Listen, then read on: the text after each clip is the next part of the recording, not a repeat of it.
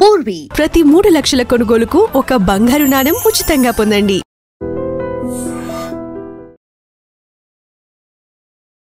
ఇప్పుడు ముఖ్యంగా బీసీలకి బీసీల సపోర్ట్ ఎవరికి ఉంది?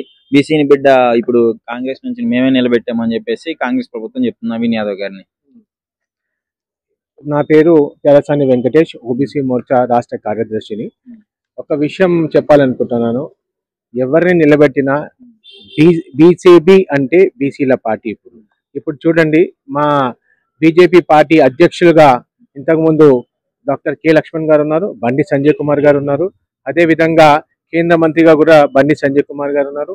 తెలంగాణ నుంచే ఓబీసీ మోర్చా జాతీయ అధ్యక్షులు, అదేవిధంగా రాజ్యసభ సభ్యులు, మరియు బీజేపీలో ఉన్నత స్థానం ఎక్కడైతే 12 మంది పాలసీ మేకింగ్ లో ఉంటారో పార్లమెంటరీ బోర్డు మెంబర్ వారు డాక్టర్ కె లక్ష్మణ్ గారు ఇక్కడ తెలంగాణ నుంచి ఉన్నారు. సో బీసీల గురించి ఏ పార్టీ మాట్లాడవద్దు, ఎందుకంటే బీసీల గురించి బీజేపీ చేసినంత ఏ పార్టీ కూడా చేయలేదండి. ఈ రోజు బీసీ కమిషన్ ని చట్టబద్ధత తెచ్చింది భారతీయ జనతా పార్టీ. కేంద్ర ప్రభుత్వంలో ఉన్న నరేంద్ర మోదీ గారి ప్రభుత్వం 2018లో బీసీ కమిషన్ ను చట్టబద్ధత తెచ్చింది. అదేవిధంగా ఈ రోజు 27 మంది కేంద్ర మంత్రులు నరేంద్ర మోదీ గారి కేబినెట్ లో కేంద్ర మంత్రులుగా ఉన్నారు. అదేవిధంగా ఈ రోజు ఇప్పుడైతే మత్స్య సంపద యోజన కింద సపరేట్ గా వాళ్ళకు ఫండ్స్ ఇవ్వడం జరుగుతుంది, 20,000 కోట్లు. అదే విధంగా ఈ రోజు కాంగ్రెస్ ఎవరైతే అంటున్నారో, కామారెడ్డి బీసీ డిక్లరేషన్ లో ఎన్నో గొప్పలు చెప్పారు. 20,000 కోట్లు ప్రతి సంవత్సరం బీసీలకు ఇస్తానని ఒక్క రూపాయి కూడా ఇవ్వలేదు. సో అలాగే మంత్రిత్వ శాఖ, ఎంబీసీలకు మంత్రిత్వ శాఖ అవన్నీ చేస్తా అన్నారు, ఏవి చేయలేదు, ఓన్లీ మాటలు.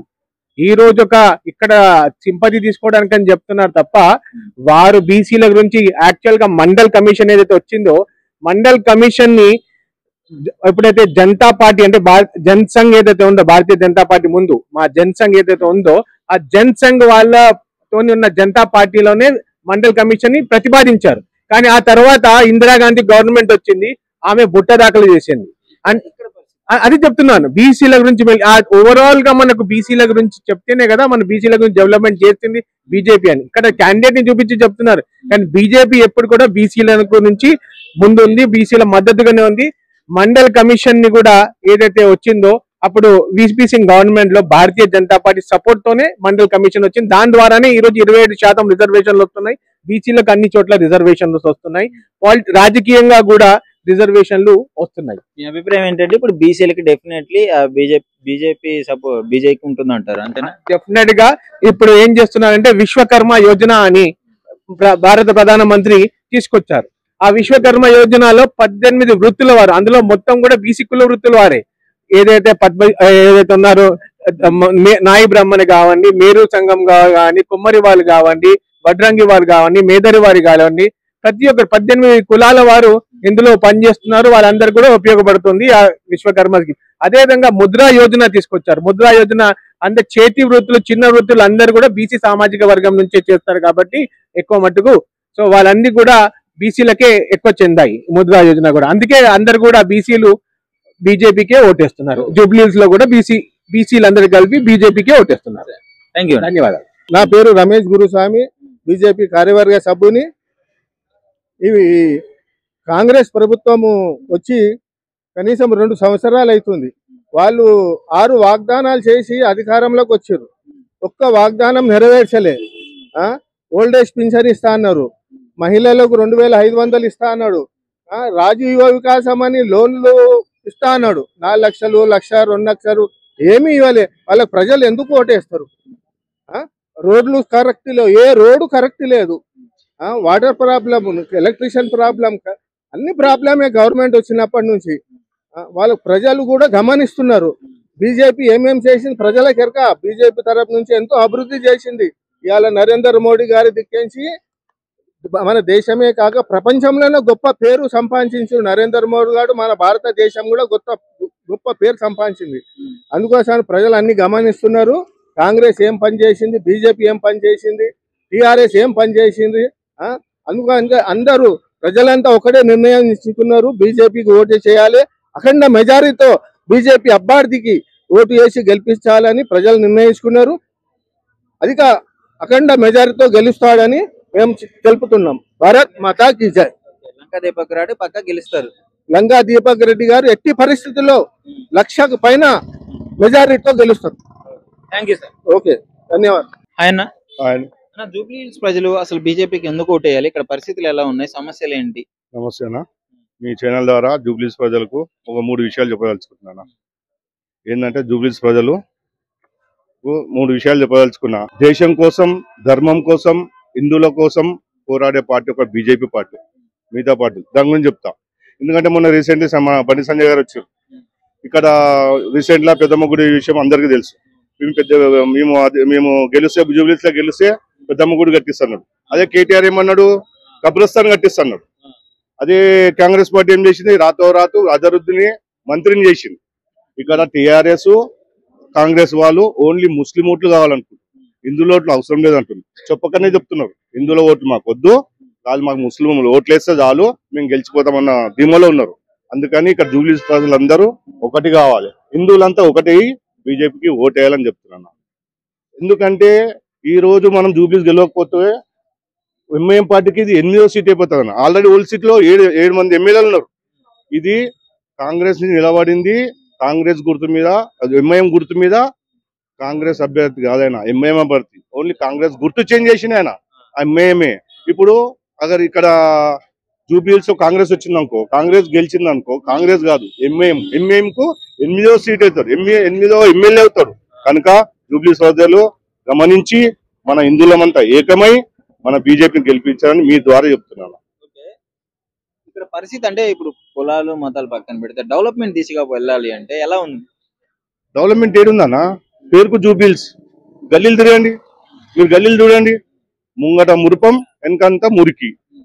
గల్లీ గల్లీ డెవలప్మెంట్ లేదమ్మా.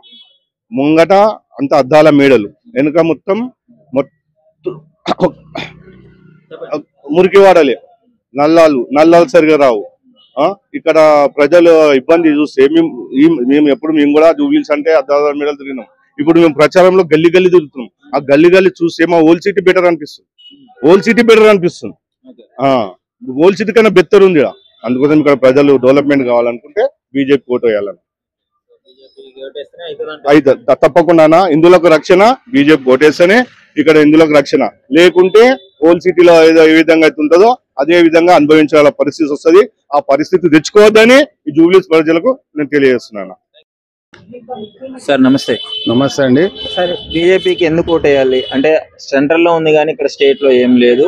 అదే విధంగా ఒక మతానికి కులానికి సంబంధించిన పార్టీగా పరిగణలోకి తీసుకోవడం జరుగుతుంది. కొంతమంది వ్యక్తులు కావచ్చు, ప్రచారంలో అపోజిషన్ కూడా ఇదే విధంగానే చెప్పడం జరుగుతుంది. నా పేరు చెరుకుల ఉదయ్ కుమార్, లంగరోజ్ ఎక్స్ కార్పొరేటర్. ఏదైతే నేను చిన్నప్పటి నుంచి జనసంఘ్ పార్టీ ఉన్నప్పటి నుంచి నేను కార్యకర్తను. ఎందుకంటే నాకు బీజేపీ అంటే ఏందో మాకు తెలుసు. మాకు ఒక ఆర్ఎస్ఎస్ లో మేము తిరిగి మేము చిన్నప్పటి నుంచి ఉండేపటికనే మాకు బీజేపీ గురించి తెలుసు. ప్రతి వాళ్ళకు వేరే వాళ్ళకు కాంగ్రెస్ లో ఉన్న వాళ్ళకి ఏం తెలియదు. ఎందుకంటే వాళ్ళు ఏదో పైసా కోసమే వాళ్ళు అధికారం చూస్తారు, కానీ పైసా లేకున్నా మా యొక్క కార్యకర్తలు పోరాడతారు. ఎందుకంటే బీజేపీ పార్టీలో ఎవరి పైన ఆశించరు, ఎవరు ఏం టికెట్ ఆశించరు.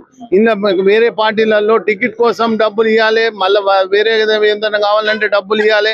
మా యొక్క బీజేపీ పార్టీలో అది అటువంటిది ఏమి ఉండదు. జూబ్లీహిల్స్ ప్రజలకు ఒకటే మేము తెలుపుతున్నాం, ఏంటంటే 10 సంవత్సరాలు ఏదైతే టిఆర్ఎస్ పార్టీ పాలన చేసిందో ఆ పాలనలో ఏం డెవలప్మెంట్ కాలేదు. కానీ ఇప్పుడు 2.5 సంవత్సరాలలో కాంగ్రెస్ వచ్చింది, కాంగ్రెస్ కూడా ఏ డెవలప్మెంట్ చేయలేదు. ఇప్పుడు ఆయన అంటుండు ఎంఐఎం కు మేము ముస్లింలు ఉంటేనే మా పార్టీ అని అంటుండు, ముస్లిం లేకపోతే పార్టీ లేదంటుండు. అది గుర్తుపెట్టుకోండి జనాల, మన హిందువులు అందరూ మనము ఒక్కటై మన యొక్క జూబ్లీహిల్స్ ఎలక్షన్ లో మనం ఏందో సత్తా చూపెడితేనే, మన హిందువుల సత్తా చూపెడితేనే మనకు చాలా బాగుంటది. ఎందుకంటే ఒక సీఎం అయి కూడా ఆ మాట మాట్లాడుతుందంటే చాలా సిగ్గుచేటు. ఎందుకంటే అవును అంతే కదా, ఇప్పుడు ఒక సీఎంఏ ఆ మాట మాట్లాడే చాలా సిగ్గుచేటు. ఎందుకంటే వాళ్ళను ప్రోత్సహిస్తున్నారు, రాబోయే కాలంలో వాళ్లకు సీటు ఇదే ఇవ్వాలనే ఆయన ఈ విధంగా మాట్లాడుతున్నాడు. ఇప్పుడు 8 అన్నట్టు వాళ్ళకు ఈ సీట్ కూడా మాకే కైవసం అవుతుందని వాళ్ళ సపోర్ట్ లో ఏదో అనే వరకు సపోర్ట్ తీసుకొని వాళ్ళను ఎన్కేసుకొని నడుపుతున్నాడు కాబట్టి. ఓకే, సో మొత్తానికి దీపక్ రెడ్డి గారిది అంటే ఇప్పుడు సర్వే చూసుకున్నట్లయితే ఆయన కొంచెం తక్కువ చూపిస్తుంది, ప్రతిది 10 కంటే ఎక్కువ చూపించలేదు, అది 12 చూపిస్తుంది, మిగిలిన వాళ్ళకి 48, 35 అట్లా చూపిస్తుంది. దీపక్ రెడ్డి గారిది మా యొక్క పార్టీది ఈ సోషల్ మీడియా ఏది లేదు. వేరే పార్టీల వారికి సోషల్ మీడియాలు ఉన్నాయి, వాళ్ళు ఎవరు సర్వే వాళ్ళు చేసుకొని వాళ్ళంతా వాళ్ళు చూపెట్టుకుంటారు. మేము సర్వే చేయం, మేము ఇంటింటికి వెళ్తాము, ఇంట్లో ఉన్న వాళ్ళతో మేము రిక్వెస్ట్ చేసుకొని మా యొక్క పార్టీ గురించి తెలిపి వాళ్లకు ఏమేమి మా గురించి మా మోదీ గారి ఆధ్వర్యంలో ఏమేమి వస్తుందో అదంతా మేము వాళ్ళకు తెలిపి మాకు ఓటేయరమ్మా అని మేము అడుగుతున్నాం. కాబట్టి మాకు ఖచ్చితంగా మేము గెలుస్తామని మాకు అందరికీ ఓపెన్. Thank you. ధన్యవాదాలు.